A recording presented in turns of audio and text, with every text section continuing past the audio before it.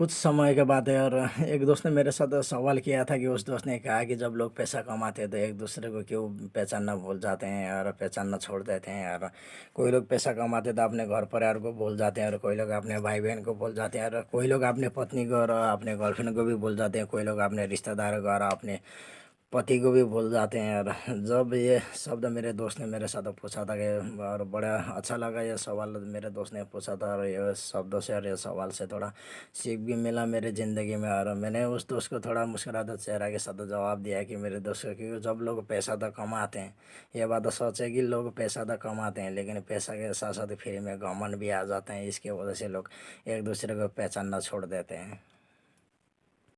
एक गांव में एक व्यापारी था और वो व्यापारी कपड़े का व्यापार करता था। और एक दिन का बात है और उस व्यापारी को राज दरबार में राजा के भेंट के लिए बुला लिया गया। और जब वो व्यापारी राज दरबार की तरफ जब जा रहे थे तो रास्ते में एक बिल्ली ने रास्ता काट दिया। और उस व्यापारी को लगा कि आज रास्ता बिल्ली ने काटा है तो आज का दिन अशुभ है। ये सोच के साथ वो व्यापारी अपने घर लौट गया। और जब वो दिन राजा को भेंट नहीं मिला तो राजा क्रोध में आकर अपने सेनापति का आदेश दिया कि उस व्यापारी को दुकान बंद करने के लिए बोल दीजिए।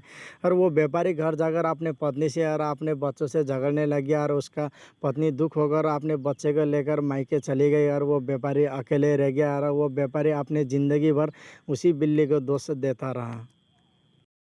उसी गांव में दूसरा व्यापारी भी था और वो व्यापारी कपड़ों का व्यापार करता था। और उस व्यापारी को भी राज दरबार में राजा को भेंट के लिए देने के लिए उस व्यापारी को भी बुला लिया गया। और वो व्यापारी जब राज दरबार की तरफ जा रहे थे तो रास्ते में बिल्ली ने रास्ता काट दिया। तो वो जब बिल्ली ने रास्ता काट दिया तो वो व्यापारी ने ये नहीं सोचा कि आज का दिन अशुभ है, लेकिन उस व्यापारी ने ये सोचा कि आज का दिन राज दरबार में पहुंचना अति आवश्यक है। ये सोच के साथ अपने कदम का आगे बढ़ाते चले गए। और जब राज दरबार में पहुंचने के बाद जब राजा से मिला और राजा को जब भेंट दिया तो राजा उस भेंट से बहुत खुश हो गया और प्रसन्न होकर उस व्यापारी को व्यापार बढ़ाने के लिए आदेश दिया। दोनों व्यापारी की ज़िंदगी में सिचुएशन एक ही था, लेकिन उस सिचुएशन में एक व्यापारी ने गलत डिसीजन लिया, इसलिए उस व्यापारी को ज़िंदगी में परिणाम गलत ही मिला। और दूसरे व्यापारी ने सिचुएशन एक ही था, लेकिन उस सिचुएशन में सही डिसीजन लिया था, इसलिए उस व्यापारी को सही परिणाम मिला।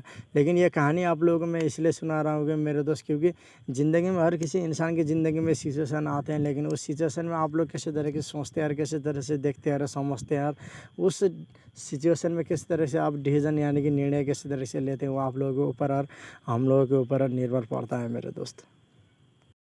मैं अपनी ज़िंदगी में बहुत सारे लोगों के साथ मैं मिला हूँ और मैं ज़्यादा तो पढ़ा लिखा नहीं हूँ, लेकिन मैंने पढ़े लिखे लोगों को मैंने देखा हूँ, यानी कि इंडिया में भी देखा हूँ और नेपाल में भी देखा हूँ। और पढ़े लिखे लोग जो होते हैं, जो व्यक्ति होते हैं, तो उन लोगों को गाँव वाले लोग भी थोड़ा उन लोगों को इज्जत देते हैं, कदर देते हैं और रेस्पेक्ट देते हैं। उन लोगों को ये लगता है कि पढ़े लिखे लोग ये दुनिया में सबसे बड़ा काम कर ले, उन लोगों को ये लगता होगा गाँव वाले लोगों को, समाज लोगों को। और मैंने इंडिया में भी देखा हूँ, वहाँ पर भी लोग जो पढ़े लिखे होते हैं, उन लोगों का घर के परिवार उन लोगों को बहुत अच्छे तरीके से कदर करते हैं। और वहाँ के गांव के लोग और वहाँ के समाज के लोग भी पढ़े लिखे लोगों के प्रति थोड़ा रेस्पेक्ट देते हैं, कदर करते हैं। लेकिन वो जो पढ़े लिखे लोग हैं और उन लोगों को ये भी लगता है कि क्योंकि हम लोगों ने जब स्कूल ख़त्म होने के बाद, कॉलेज ख़त्म होने के बाद, उन लोगों को लगता है कि ये दुनिया का सबसे बड़ा काम हम लोगों ने कर लिया है। और उन लोगों को लगता है कि ये दुनिया का सारा ज्ञान हम लोगों ने पढ़ लिया और हम लोगों ने अचीव कर लिया है।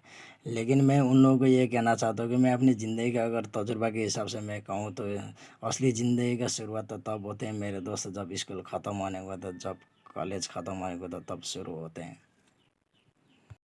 कल के दिन नेपाल के जितने भी जनसंख्या है उन लोगों के लिए खास दिन था। और कल का दिन नया वर्ष का दिन था, यानी कि 2079 साल के नया वर्ष का दिन था कल। और लोगों को मैं कल शुभकामना तो मैं दे नहीं सका, लेकिन आज जितने भी नेपाल के लोग हैं, कोई लोग बाहर होंगे, कोई लोग अपने देश में होंगे, और जितने भी जहाँ भी है और जितने भी नेपाल के जनसंख्या है, सारे लोगों को मैं अपने दिल से और शुभकामना और उज्जवल भविष्य का कामना करता हूँ।